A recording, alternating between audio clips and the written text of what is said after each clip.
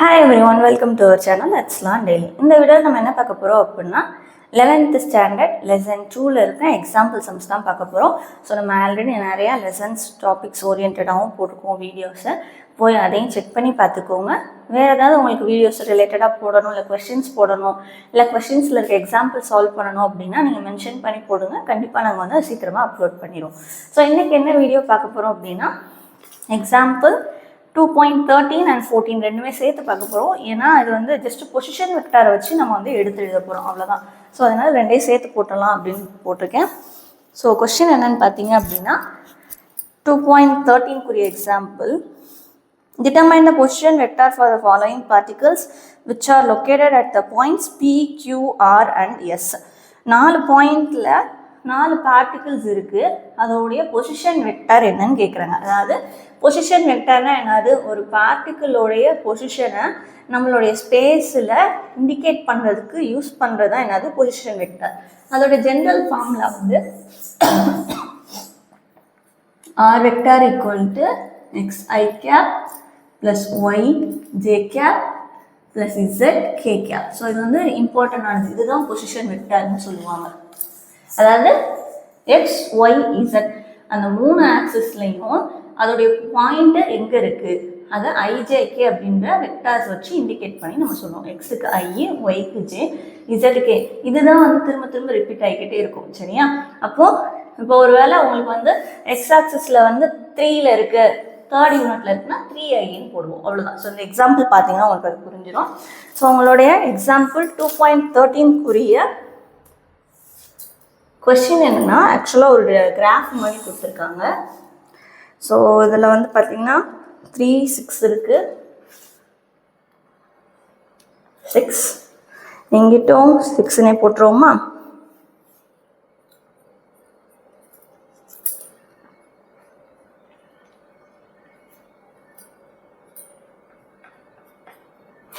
ஓகேவா? இது X axis, இது நெகட்டிவ் எக்ஸ் ஆக்சிஸ்.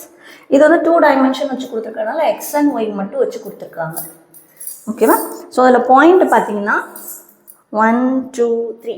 தேர்டு பாயிண்டில் பீன்ற பார்ட்டிக்குலும், இங்கே வந்து ஆறுன்றது வந்து 5ல் இந்த இடம், இது ஆர், சாரி எஸ். ஸோ இது வந்து உங்களுக்கு கொஷினில் கொடுத்துருக்குது, நானாக எதுவுமே கொடுக்கல.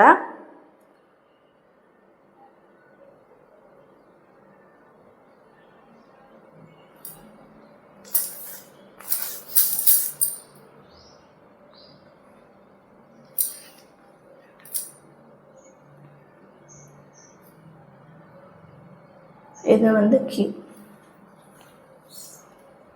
அடுத்து ஆர் வந்து இந்த பொசிஷன். ஸோ அவ்வளோதான். ஸோ இப்போ நம்ம வந்து ஃபஸ்ட் இதுக்கு என்ன பண்ணணும், பொசிஷன் வெக்டார்ஸோடைய யூனிட்ஸ் கண்டுபிடிக்கணும். அதாவது என்ன வேல்யூவில் இருக்குது, என்ன மேக்னிடியூடில் இருக்குதுன்னு தெரியணும். ஸோ இப்போ 1, 2, 3, 4, 5, 6. இதேமாதிரி எங்கிட்ட -1, -2, -3, -4, -5, -6. அதே மாதிரி இங்கேயும் 1, 2, 3, 4, 5, மேலோட 6, இங்கே -1, -2, -3, -4, -5, -6. இப்போ பியோட பொசிஷன் பார்த்தீங்கன்னா எக்ஸ் ஆக்சஸில் மட்டும்தான் இருக்குது, ஒய் ஆக்சஸில் வேல்யூ இல்லை. அப்போது பியோடைய பொசிஷன் வெக்டார் இங்கே எழுதியோம் ஆன்சராக. அவங்களுக்கு வந்து அந்த பொசிஷன் வெக்டாரை ஆர் வச்சே இண்டிகேட் பண்ணி காட்டியிருக்காங்க.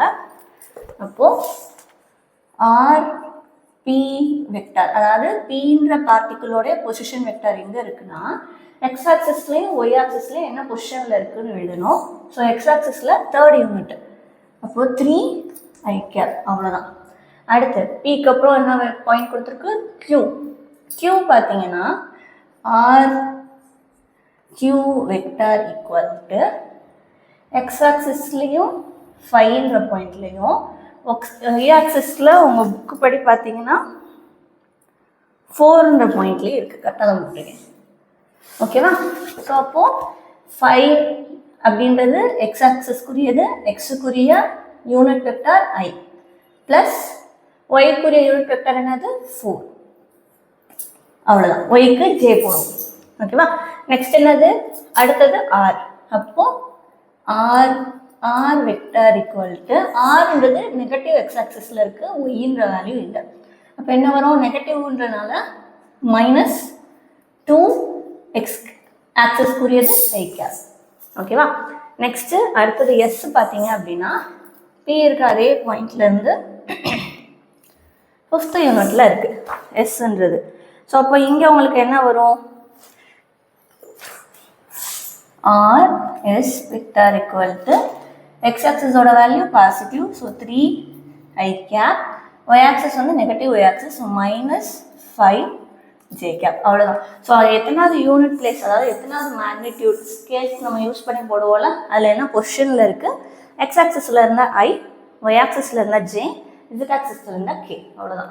ஸோ இதுதான் உங்களுடைய P, Q, R and S கூடிய பொசிஷன் வெக்டார்ஸ். ஸோ இதை வந்து ஒரு கிராஃப் மாதிரி கொடுத்துட்டு இதோடைய பொசிஷன் வெக்டார் எங்கே இருக்குது, என்ன பாயிண்டில் இருக்குது, இல்லை எப்படி எழுதுவீங்க அப்படின்னு சொல்லி கேட்கலாம். ஸோ இது வந்து 1 மார்க்கில் கேட்க சான்ஸ் இருக்குது.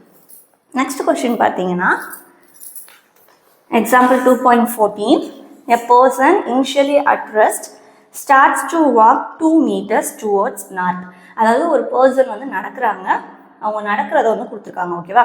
ஃபஸ்ட்டு ரெஸ்ட்டில் இருந்து 2 மீட்டர் நார்த் போகிறாங்க, அதுக்கப்புறம் 1 meter towards east, and then 5 meter towards south, and then 3 meter towards west. மொத்தம் 4 டைரக்ஷன் மாறி போயிருக்காங்க. What is the position vector of the person at the end of the trip? அந்த ட்ரிப்போடைய எண்டில் அவங்க எங்கே இருப்பாங்க, அதோடைய பொசிஷன் வெக்டார் என்னன்னு கேட்டிருக்காங்க. ஸோ அப்போ அதுக்கு ஃபஸ்ட்டு நம்ம என்ன பண்ணணும்? கிராஃபை ட்ரா பண்ணணும். ஓகேவா? ஸோ அப்போது இதில் நம்ம வந்து இது north, east, west, north, south. ஓகேவா? ஸோ ஃபர்ஸ்ட் இதுக்கு வந்து பாயிண்ட்ஸ் மார்க் பண்ணிக்கோமா, ஒரு 5 பாயிண்ட்ஸ் மார்க் பண்ணிக்கணும். மேக்ஸிமம் 5 வரைக்கும் தான் இருக்குது. 4, 5.